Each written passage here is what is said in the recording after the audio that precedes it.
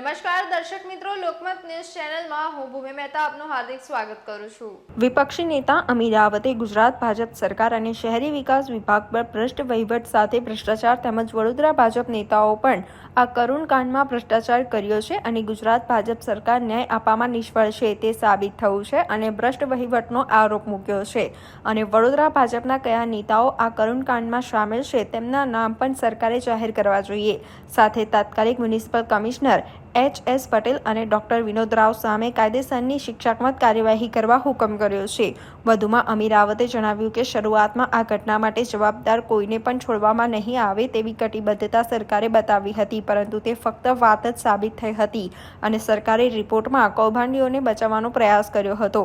પાછલી કોર્ટની સુનાવણીમાં જવાબદાર અધિકારીઓ સામે કાર્યવાહી કરવા રાજ્ય સરકાર કટિબદ્ધ હોવાનું એડવોકેટ જનરલે નિવેદન આપ્યું હતું, જે ખૂબ ગંભીર હતું। તંત્ર ભ્રષ્ટ છે તે સાબિત થાય છે।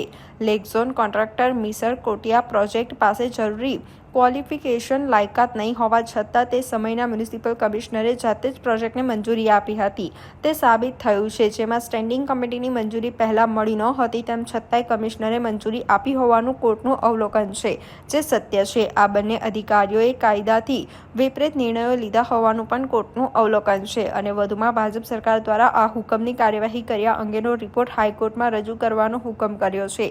આવી 12 જુલાઈએ આ કેસની વધુ સુનાવણી નામદાર કોર્ટે રાખેલ છે। ઘણી પ્રકારના જે પીડિત પરિવારો છે સરકાર પાસે ન્યાયની અપેક્ષા રાખી રહ્યા હતા। કોઈ ચમરબંધીને છોડવામાં નહીં આવે એવી મોટી મોટી વાતો થઈ।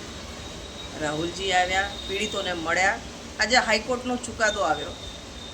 ચુકાદામાં સ્પષ્ટ કહ્યું છે કે તત્કાલીન મ્યુનિસિપલ કમિશનર H.S. પટેલ અને ડૉક્ટર વિનોદ રાવ આ માટે જવાબદાર છે।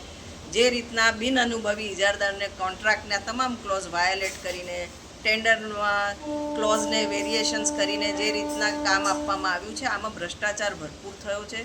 કોર્પોરેશનને કરોડોનું નુકસાન કરાવ્યું, ઇજારદારને ફાયદો કરાયો। ચોક્કસ આની પાછળ કોઈ મોટા રાજકીય માથાઓ ઇન્વોલ્વ હોય જેમના સૂચના અનુસાર આ કાર્યવાહી કરવામાં આવી હોય। ફક્ત મ્યુનિસિપલ કમિશનર શ્રી જાતે કરે, અમે તો દરેક પગલે આ બાબતે ધ્યાન દોરેલું છે।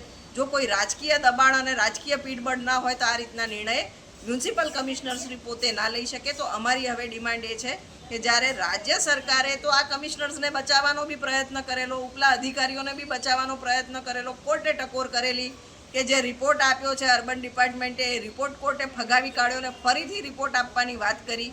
આ તમામ વચ્ચે સ્પષ્ટ થાય છે કે રાજ્ય સરકાર આમાં કોઈને બચાવવાનો પ્રયત્ન કરી રહ્યા છે। એ કયા વગદાર નેતાઓ હતા જેના કહેવાથી ને કોના ફાયદા માટે આખો નિર્ણય લેવાયો છે એ હકીકત બહાર આવી જોઈએ ને આ તત્કાલીન કમિશનર શ્રી એમના નામ બહાર પાડી શકે, એમની તપાસ થવી જોઈએ। એ બાબતે આજે અમે આપને રજૂઆત કરવા માંગીએ છીએ અને અમારી ડિમાન્ડ છે કે જ્યાં સુધી એ કયા વગદાર લોકો, કયા રાજકીય નેતાઓ આમાં સંડોવાયેલા હતા, ભારતીય જનતા પાર્ટીના જે રાજ્યનું વહીવટ છે અત્યારે કોણે બચાવવાનો પ્રયત્ન કરી રહ્યો હતો, કેમ આવા ખોટા રિપોર્ટ આપ્યા, એ તમામની તપાસ થવી જોઈએ અને સાચા નામો બહાર આવવા જોઈએ।